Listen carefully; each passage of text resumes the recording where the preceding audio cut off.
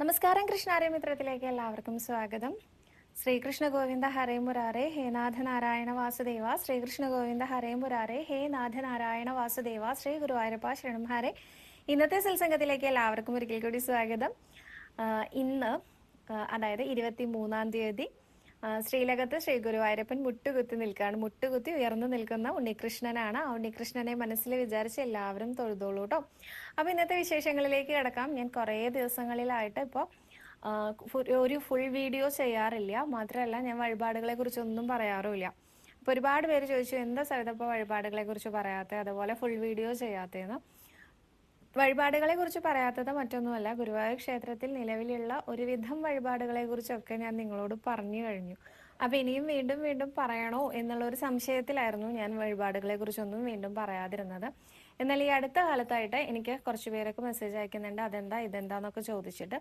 അപ്പൊ എനിക്ക് ചോദിക്കുന്ന ആളുകളോട് എൻ്റെ പഴയ വീഡിയോസ് റെഫർ ചെയ്യുന്നു, അല്ലെങ്കിൽ ഈ ചാനലിലെ ഏറ്റവും ആദ്യത്തെ വീഡിയോസ് ഒക്കെ റെഫർ ചെയ്ത് നോക്കൂ എന്നൊന്നും പറയുന്നത് എനിക്ക് ഇഷ്ടമില്ല. കാരണം അവർക്കത് സെർച്ച് ചെയ്ത് കണ്ടുപിടിക്കാനുള്ള ബുദ്ധിമുട്ടുകൾ കൊണ്ടായിരിക്കുമല്ലോ അവരത് ചോദിക്കുന്നുണ്ടാവുക. മാത്രമല്ല അവര് പലരും പുതിയ ആളുകളാണ്, പിന്നെ കുറച്ച് പ്രായമായിട്ടുള്ള അമ്മമാരാണ്. അപ്പൊ അവർക്ക് മൊബൈലിൽ അധികം ഒന്നും സെർച്ച് ചെയ്ത് കണ്ടുപിടിക്കാനൊന്നും അറിയുണ്ടാവില്ല, അല്ലെങ്കിൽ കണ്ടുപിടിക്കായകയൊക്കെ ഉണ്ടാവും. അപ്പൊ അവരോട് എങ്ങനെയാ നമ്മൾ വീണ്ടും പറയില്ല എന്ന് പറയാം. അപ്പൊ അതുകൊണ്ട് ഞാൻ കുറച്ച് ചോദ്യങ്ങളുടെ ഉത്തരവും കൊണ്ടിട്ടാട്ടോ ഇന്ന് വന്നിരിക്കണേ. ഇപ്പൊ ചോദ്യോത്തരം അല്ലേ എന്ന് പറഞ്ഞ് സ്കിപ്പ് ചെയ്യണ്ട, എനിക്ക് കുറച്ചുകൂടി കാര്യങ്ങൾ നിങ്ങളോട് പറയാനുണ്ട്. അപ്പൊ അതും കൂടെ ഈ ഒരു എപ്പിസോഡിൽ ഉൾപ്പെടുത്തിയിട്ടുണ്ട്. നമുക്ക് ആദ്യം ചോദ്യങ്ങൾ നോക്കാം കേട്ടോ. ചോദ്യങ്ങള് ശ്രീലക്ഷ്മി വിഷ്ണു എന്നൊരു ഭക്ത ചോദിച്ചിട്ടുണ്ട്, ശബ്ദ സംബന്ധമായ രോഗത്തിന് എന്ത് വഴിപാടാണ് ചെയ്യേണ്ടതെന്ന്.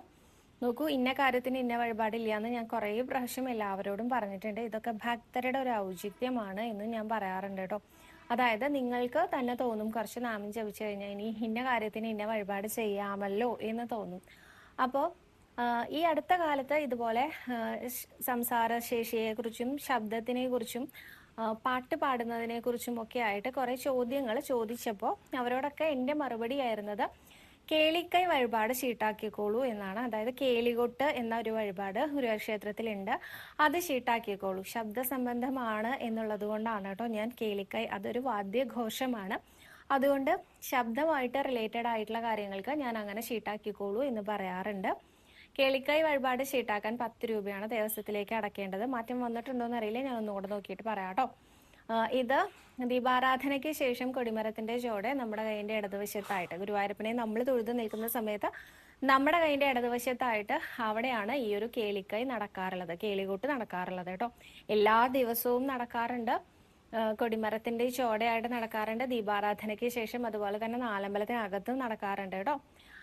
അപ്പോൾ ഈ ഒരു വാദ്യഘോഷം ചീട്ടാക്കിക്കോളൂ. ഇനി അടുത്ത ചോദ്യം, അജീന എന്നൊരു ഭക്ത ചോദിച്ചിട്ടുണ്ട്, എൻ്റെ മകളുടെ കല്യാണം നടക്കാൻ 1 രൂപ നാണയം ഒഴിഞ്ഞു വെക്കാറുണ്ട്. അത് വിവാഹശേഷം മാത്രമാണോ ഭഗവാന് സമർപ്പിക്കേണ്ടത്, അതോ അതിനു മുൻപാണോ എന്നാണ് ചോദ്യം കേട്ടോ.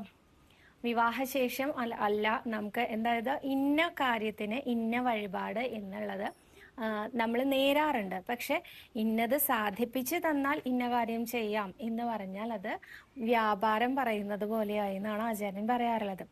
അപ്പോൾ ഇന്ന കാര്യത്തിന് നമുക്ക് ഒരു വഴിപാട് നമ്മുടെ മനസ്സിൽ വന്നു, അത് അപ്പം തന്നെ ചെയ്തോളൂ. കാരണം നമ്മുടെ ഉണ്ണികൃഷ്ണനെ വിശ്വാസപൂർവം ചെയ്യുന്നത് എപ്പോഴും നല്ലതാണ് കേട്ടോ, അതിലൊരു വ്യത്യാസവും ഇല്ല. അതുകൊണ്ട് അത് ആദ്യം ചെയ്താൽ കുറച്ചുകൂടി ഫലം കൂടുന്നു തോന്നാറുണ്ട് എനിക്ക് കേട്ടോ. കാരണം പിന്നീട് അത് ഗുരുവായൂരപ്പന്റെ ഉത്തരവാദിത്തം ആയല്ലോ, നമ്മളങ്ങോട്ട് ഏൽപ്പിച്ചു കൊടുക്കുകയാണല്ലോ. അതൊക്കെ എൻ്റെ വിശ്വാസം കേട്ടോ. അപ്പൊ ആദ്യം തന്നെ ചെയ്തോളൂ, അങ്ങനെയാണ് എൻ്റെ അഭിപ്രായം.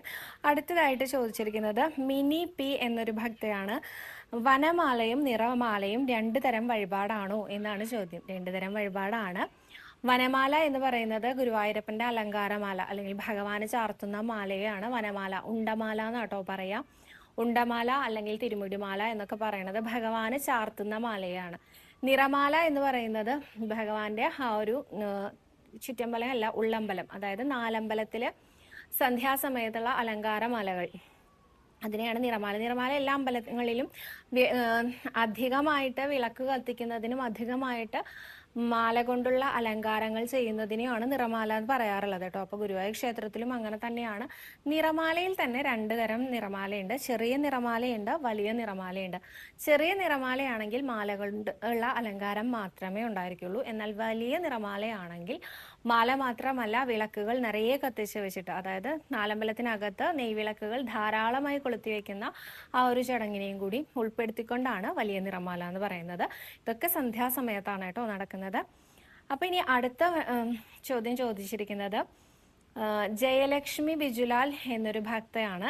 ആടിയ എണ്ണ ഓൺലൈൻ വാങ്ങാൻ പറ്റുമോ എന്നാണ് ചോദ്യം. ആടിയ എണ്ണ അഭിഷേകം ഓയിൽ എന്ന പേരിൽ നമ്മളുടെ വെബ്സൈറ്റിലുണ്ട്, ഗുരുവായൂർ ദേവസ്വത്തിന്റെ ഒഫീഷ്യൽ വെബ്സൈറ്റിലുണ്ട് കേട്ടോ. അതൊന്ന് നോക്കിക്കോളൂ. അത് വീട്ടിലേക്ക്, അതായത് പോസ്റ്റൽ വഴി അയച്ചു തരിക എന്നുള്ള ഓപ്ഷൻ ഓൺലൈനിൽ ഉണ്ടോ എന്ന് ചോദിച്ചാൽ എനിക്ക് അറിയില്ല കൃത്യമായിട്ട്. നിങ്ങളൊന്ന് ശ്രമിച്ചു നോക്കൂ ഓൺലൈനിൽ ബുക്ക് ചെയ്യാനായിട്ട്. www.guruvayurdevasamam.in എന്ന വെബ്സൈറ്റിലാണ് കേട്ടോ സെർച്ച് ചെയ്യേണ്ടത്. അടുത്തതായിട്ട് കൃഷ്ണ തുളസി എന്നൊരു ഭക്തയാണ് ചോദിച്ചിരിക്കുന്നത്. 6 വർഷം മുമ്പ് വിവാഹം കഴിഞ്ഞതാണ്. കണ്ണന്റെ മുമ്പിൽ വെച്ച് മാലയിടണം എന്ന് മോഹമുണ്ട്. ഇനി ചെയ്യാൻ പറ്റുമോ എന്നാണ് ചോദ്യം. നീ ചെയ്യാൻ പറ്റൂ കേട്ടോ. എത്ര വർഷം മുമ്പ് വിവാഹം കഴിഞ്ഞവരാണെങ്കിലും ഗുരുവായൂരപ്പന്റെ മുമ്പിൽ നിന്ന് മാലയിടണം എന്ന് നിങ്ങൾക്ക് മോഹം ഉണ്ടെങ്കിൽ അത് സാധാരണ ഇവിടെ വന്ന് വിവാഹം ഷീട്ടാക്കിയാൽ മാത്രം മതി കേട്ടോ. സാധാരണ പോലെ തന്നെ വിവാഹം ഷീട്ടാക്കുക. വധൂവരന്മാരുടെ പേരും നാളും ഒക്കെ പറഞ്ഞു കൊടുത്ത് വിവാഹത്തിന്റെ ഷീട്ട് എടുത്ത് വിവാഹ മണ്ഡപത്തിലേക്ക് ഷീട്ടും കൊണ്ടുപോയാൽ അവിടെ ഉള്ള അദ്ദേഹത്തിന്, ആചാര്യനെ കാണിച്ചു കൊടുത്താൽ നമുക്ക് മാല ഇടാനുള്ള അവസരമുണ്ട് കേട്ടോ. തുളസി മാല ഇടാനുള്ള അവസരമുണ്ട്. താലികെട്ട് ഒരു തവണ കഴിഞ്ഞവരായതുകൊണ്ട് തന്നെ താലിപൂജ എന്ന വഴിപാട് ചെയ്യാതെ തന്നെ വിവാഹം എന്ന ഒറ്റ ചടങ്ങ് മാത്രമായിട്ട് ഷീട്ടാക്കിയാൽ മതി. ഇനി ഈ രണ്ടാമത് മാലയിടുന്ന ആളുകൾക്ക് ഫോട്ടോഗ്രാഫി വേണമെങ്കിൽ ഫോട്ടോഗ്രാഫറെ കൊണ്ടുവരുന്നുണ്ടെങ്കിൽ അതിന് പ്രത്യേകം ഷീട്ട് എടുക്കേണ്ടതാണ് കേട്ടോ. പിന്നെ ഇനി അടുത്ത ഒരു ചോദ്യം ചോദിച്ചിരിക്കുന്നത് ഷൈനി മോഹൻലാൽ എന്നൊരു ഭക്തയാണ്. ഭഗവതിയുടെ അഴൽ വഴിപാടിനെ കുറിച്ചാണ് ചോദിക്കുന്നത്. അഴൽ വഴിപാട് എന്താണ്? അഴലും അഹസും തമ്മിൽ എല്ലാ ഭക്തർക്കും മാറിപ്പോവാറുണ്ട് കേട്ടോ. അഹസ എന്ന് പറയുന്നത് ശ്രീ ഗുരുവായൂരപ്പന് നടത്തുന്ന ഒരു വഴിപാടാണ്. അത് 3000 രൂപയുടെ വഴിപാടാണ്. അഴൽ എന്നത് ഭഗവതി അമ്മയ്ക്ക്, അതായത് എടത്തരികത്തുകാവിൽ അമ്മയ്ക്ക് നടത്തുന്ന വഴിപാടാണ് കേട്ടോ.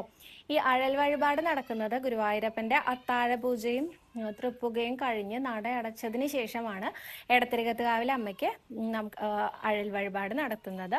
വെള്ളരിയും നാളികേരവും അഗ്നിയും ചേർത്ത് ഭഗവതി അമ്മയ്ക്ക് നിവേദ്യം അർപ്പിക്കുന്ന ചടങ്ങാണ് അഴൽ വഴിപാട് കൊണ്ട് ഉദ്ദേശിക്കുന്നത്.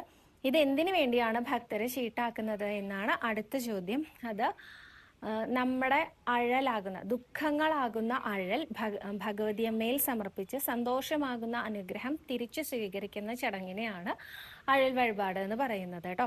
ഇതിന് പ്രസാദങ്ങൾ ലഭ്യമാണോ എന്നതാണ് അടുത്ത ചോദ്യം. അല്ല കേട്ടോ, ഇതിന് പ്രത്യേകിച്ച് പ്രസാദങ്ങളൊന്നുമില്ല. കണ്ടു തൊഴുക എന്നുള്ളതാണ് ഏറ്റവും വലിയ കാര്യം കേട്ടോ. അപ്പൊ അത്രയും വിശേഷങ്ങളാണ് ഉള്ളത്, ചോദ്യോത്തരങ്ങളാണ് ഇന്നുള്ളത്. ഇനി കൂടുതൽ എന്തെങ്കിലും സംശയങ്ങൾ ഉണ്ടെങ്കിൽ നിങ്ങൾ ചോദിച്ചോളൂ കേട്ടോ. ഞാൻ ചോദ്യോത്തരങ്ങൾ ഉൾപ്പെടുത്താം എന്ന് തന്നെയാണ് വിചാരിക്കുന്നത്. ഇനി അടുത്തതായിട്ടൊരു കാര്യം പറയാനുള്ളത്, അനേകം ഭക്തർ ചോദിക്കുന്നുണ്ട്, നാരായണീയം തുടങ്ങാം ഇന്ന് സവിത പ്രോമിസ് ചെയ്തിരുന്നു, തുടങ്ങിയിരുന്നു, കണ്ടില്ല, അല്ലെങ്കിൽ ലിങ്ക് കിട്ടുന്നില്ല എന്നൊക്കെ പറഞ്ഞിട്ടുണ്ട്. തുടങ്ങല് ഇതുവരെയും ആയിട്ട് സാധിച്ചിട്ടില്ല.